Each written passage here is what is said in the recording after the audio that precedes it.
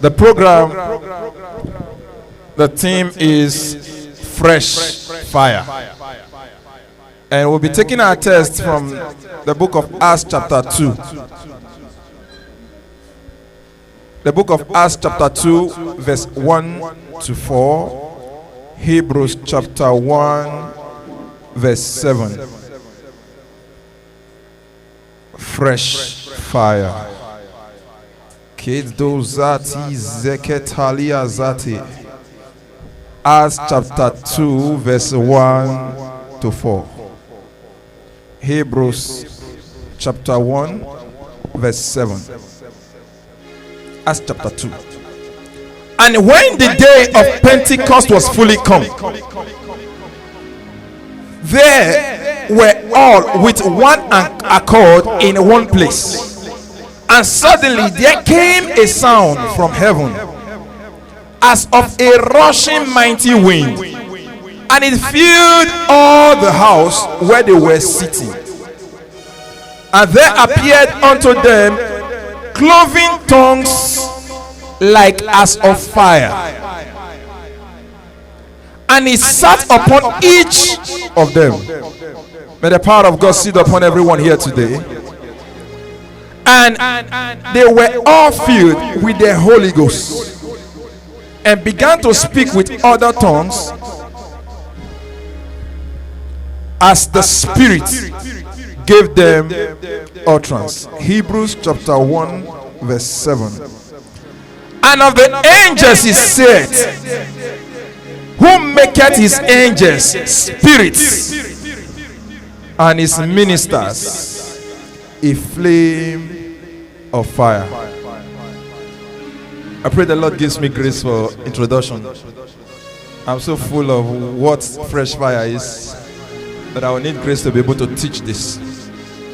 Fire, in the secular sense of it, is a pile of burning fuel as wood or coal used for cooking food or heating a room. It is a pile of burning fuel as wood or coal used for cooking food or heating a room. But fire, in the spiritual perspective of it, is the presence of the Holy Ghost in our spirit, burning in every affairs of our lives. Fire is the presence of the Holy Spirit in our spirit, burning in every affairs of our lives. In the book of Acts chapter 2 we read, before that time Jesus had promised that he is going to send a comforter.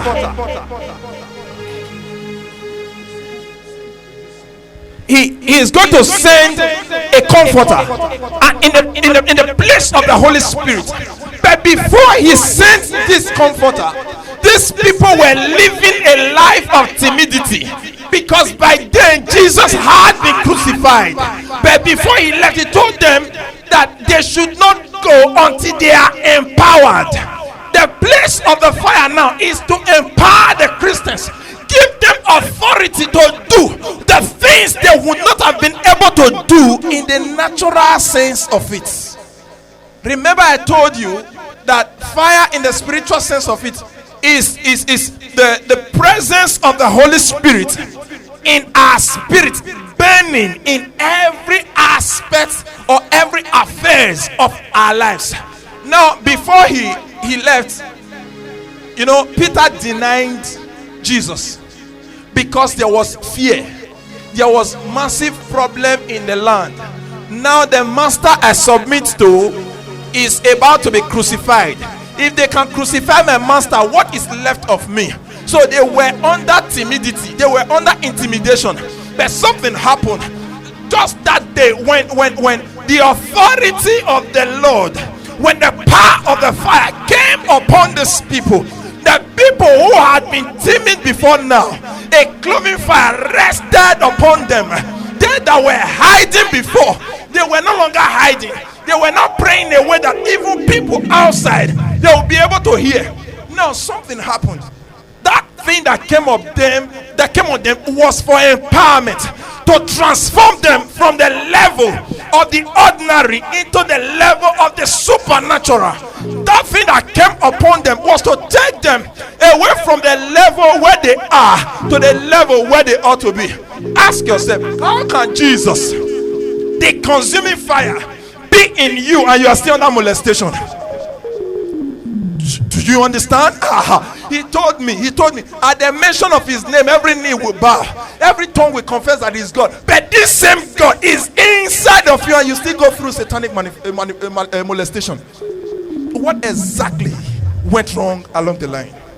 If Christ is in me, why should I still go through molestation? It means I have not fully explored the power of the fire that is resident in the blood, in the name of Jesus. I need you to understand, it's not just to shout the fire as it were. No, it is to make the effect of the fire at work in your very life, to burn out the essences. I need you to understand, though in that Acts chapter 2, it was when they were praying, it happens. I say, I'm talking to you now. The fire can be burning in your spirit, because a man cannot give out what he doesn't have. It is what is resident. If I got the spirit, if I have the fire in my spirit, it burns out of me and it goes into you. Why? Because I have submitted to that same spirit. So you've got to understand, before this time, these people were intimidated. They were scared. It didn't look like they were going to make it. Is the state you were before you came to church. But to go home the same way is an error. You must pray for his correction. A woman came to meet John Lakes, and he told him that she had been on a wheelchair for a very long time and the circumstance had remained, and she wanted John Lake to pray for her. And John Lake looked at her and said, "For how long have you been born again?" And the woman said, "Since I was a youth." And this woman is old and she has still been on the wheelchair. And John Lake told her, "I will not pray for you. I will not pray for you." The woman was intimidated. What? How can I meet my pastor to pray for me and he tells me he's not going to pray for me? And the man began to explain. When you receive Jesus into your life, he told him several years ago, that same Jesus you received, do you know he is the head of all principalities and power? Do you know he was the one who spat on the clay, on the ground, and made clay and rubbed someone who was blind, and he began to see? As John Lake began to espouse to the woman, these are the things God has done, and these are the things he can do. And that same God you are telling me to pray to on your behalf is in you. As he was yet talking, the woman jumped up. A woman that has been on the wheelchair, the fire that entered her was not a fire of prayers, it was a fire of revelation. It was a fire of the understanding of God's word. That this thing, it might have looked impossible before, but from today it can be possible. So I need you to understand, it is not just to shout it. It is not just to shout it. We are in an era where you walk past and people look at you and say, there is something in that guy. No. I feel something different as he passed. It's not a question of raising hands to pray as it were. No, I'm not saying that is bad, but Peter was a man like me. Peter walked past and demons were flying out. It was as a result of his submission to the authority of the Most High. If you don't submit to him, you can't use his power. That was what the sons of Sceva tried to do. They said, I bind you. In the name of Jesus, whom Apostle Paul preached, and the demon looked at him and said, Paul, I know whatever he says we obey. Jesus, I know, because he's the head of all principalities and power. Who art thou? Jesus, the devil does not submit to a nobody. The devil does not submit to a no-named person. The devil submits to a named person. Your name may not be recognized in the realm of the spirit, but there is a name you carry. There is something in you. Paul came up one day and he said, that I might know why did he allow me to give my life to him? What was the power behind the resurrection of this man? How come? What took him from a 6 feet grave out from the beneath the earth, and it took him to the surface? What was responsible behind the resurrection of Jesus, what led to his ascension? Just those thinking alone gave him an understanding that Paul saw the third heavens. Hey, fresh fire. Fresh fire. In that Acts chapter 2, those people were gathered in one room. It's not something that comes to you, you see some person, they say, I want to manifest fire, I want to manifest power. It doesn't just come to you by accident. You prepare for it. The people were gathered, they sat and they were praying. My father, you promised us you were going to send a comforter. Today, let your promise come to pass. And as they were praying, something fell on them. That people began to hear their different language. This man, he's a Spanish. How come he's speaking German? He's speaking Dutch. No. Where is he from? I know this man now. He's a Benin. How come he's flowing fluently in Japanese? What is the thing? Something has took over. If you're a student and you don't understand what you read, it means another power hasn't taken over. But when it takes over, it's that same spirit that raised up Christ from the grave. If it dwells in me, it will quicken my mortal body, sir. It will cause my head my brain to assimilate like never before. You've got to understand that same spirit. Fresh fire. What is burning in your spirit? What is that thing that is burning in your life? What is burning in your life affects what you manifest. Do you know there is the fire of God that devours weakness? You come on board and you're a bit tired. All of a sudden you hear a voice and say, my strength is made perfect in your weakness. Therefore, son, rise up and do what you want to do. And at the end you see a quickening from the inside. That is the fresh fire of the Holy Ghost. A lot of persons will admire this. A lot of persons will want to fly in this light. A lot of persons will want to exhibit the authority of the Most High. No, enough of this molestation. I don't want to be molested anymore. But you must submit to Him. You must submit to the Lord. You have come through life.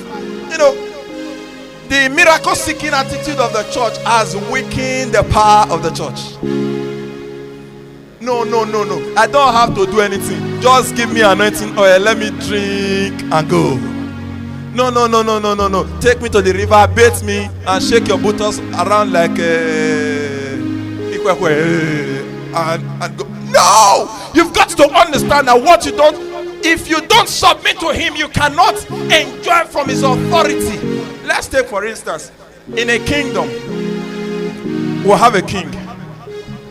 The king is under obligation to protect you. You are under obligation to submit to the authority of the king. If you get outside the province of the king, you are no longer under his protection. You are protected when you are under his coverage. Some people like it when you just walk like that and say, come. Where were you 2 days ago? I don't know. You were this. Yeah. Lord Jesus, give me that. You have to submit. It doesn't just come. This is one of the reasons people go for embellishment. What's embellishment? If I cannot get it naturally, let me go and wash my face somewhere and get it. If you are ready to submit to the Father, in the book of Hebrews, we read chapter 1 verse 7. He made his ministers flames of fire. If the devil still plays koto with your life, you have not contacted. You have not contacted. In this era, don't bank on missing it. Let me miss it like this. I'll miss it like this. It doesn't work. You don't miss it. You bring it out fresh, just the way it is. You don't miss it. You want to be here and there.